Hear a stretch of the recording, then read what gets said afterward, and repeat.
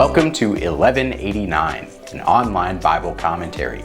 My name is Tyler Marston, and today we're taking a look at Leviticus chapter 24. Coming to the end of Leviticus, we've been hearing instructions about the holidays and festivals that God is putting on the people's calendars. Yet here towards the end, we get a strange narrative that can be a bit of a puzzle for us. How can we justify this story? And why is blasphemy so bad? But most important, what does this say about God and about His holiness?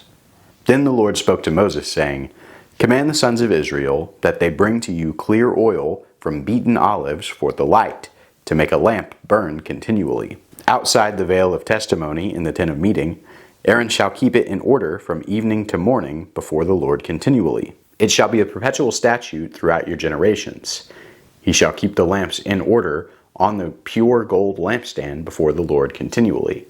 These instructions mirror the commands in Exodus 25 to build the gold lampstand and keep its lamps burning always. We remember it was placed inside the tabernacle, but just outside the veil, and how it symbolized God lighting the way for the Israelites, leading them into the path of the promised land. And constantly refilling the oil was another one of the priest's responsibilities. Now, Exodus told us that this job would have to be done, but it didn't tell us what kind of oil the lamp would be using, and so Leviticus here fills us in. "Then you shall take fine flour and bake 12 cakes with it. 2/10 of an ephah shall be in each cake. You shall set them in 2 rows, 6 to a row, on the pure gold table before the Lord. You shall put pure frankincense on each row, that it may be a memorial portion for the bread, even an offering by fire to the Lord. Every Sabbath day he shall set it in order before the Lord continually. It is an everlasting covenant for the sons of Israel. It shall be for Aaron and his sons, and they shall eat it in a holy place. For it is most holy to him from the Lord's offerings by fire, his portion forever." Similarly, these commands also mirror instructions from Exodus 25 about the showbread that was to be put on the gold table inside the tabernacle. The showbread was a way to show the people's thankfulness for God's provision and to give back to Him in some way. Furthermore, like some of the other sacrifices, it's only allowed to be eaten by the priests, showing total surrender of God's provision from the people and total absorption of God's holiness by the priests. And again, Exodus told us that this showbread should exist, but didn't say how to make it or how to set it up, which is why Leviticus is filling us in. "Now the son of an Israelite woman, whose father was an Egyptian, went out among the sons of Israel. And the Israelite woman's son and a man of Israel struggled with each other in the camp. The son of the Israelite woman blasphemed the name and cursed, so they brought him to Moses. Now his mother's name was Shelemith, the daughter of Dibri of the tribe of Dan. They put him in custody so that the command of the Lord might be made clear to them."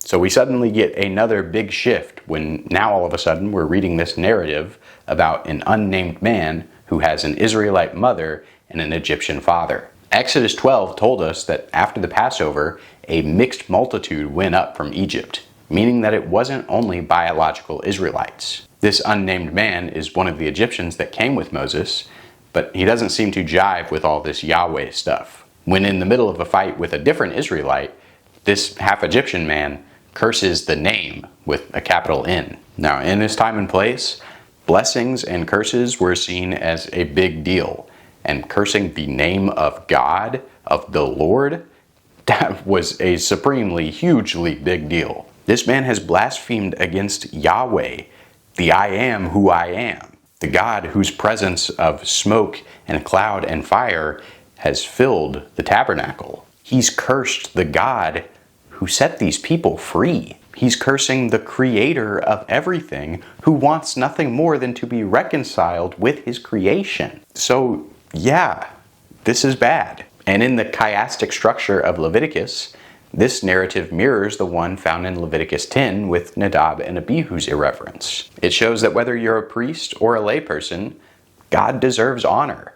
In fact, that's what God said in chapter 10. But God doesn't consume this man immediately on the spot like He did with Nadab and Abihu. Now, also noteworthy is Exodus 22, where cursing the name of God is strictly prohibited, but Also strictly prohibited is wronging and oppressing a stranger. So for all of these reasons, Moses just decides to keep the man in custody until God says what to do with him. Then the Lord spoke to Moses, saying, "Bring the one who is cursed outside the camp, and let all who heard him lay their hands on his head, and let all the congregation stone him. You shall speak to the sons of Israel, saying, If anyone curses his God, then he will bear his sin. Moreover, the one who blasphemes the name of the Lord shall surely be put to death.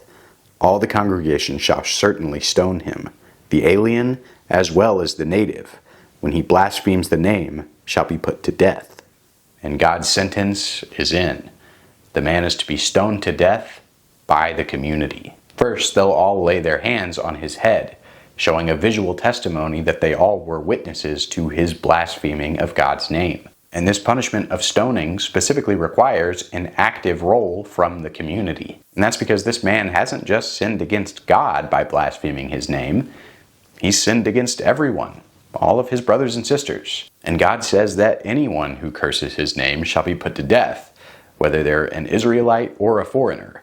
And that's important because this man is half both. Experiencing God, realizing his power, his love, his mercy, his forgiveness, his justice, and then rejecting him and slandering him, that is to choose death over the life that only God gives. And that's no matter if you're a Jew or a Christian or a Muslim or an atheist. It's also similar to what Jesus says to the Pharisees in Mark 3. And it's also a charge given as to why Jesus should be put to death in Mark 14. Of course, Jesus wasn't blaspheming.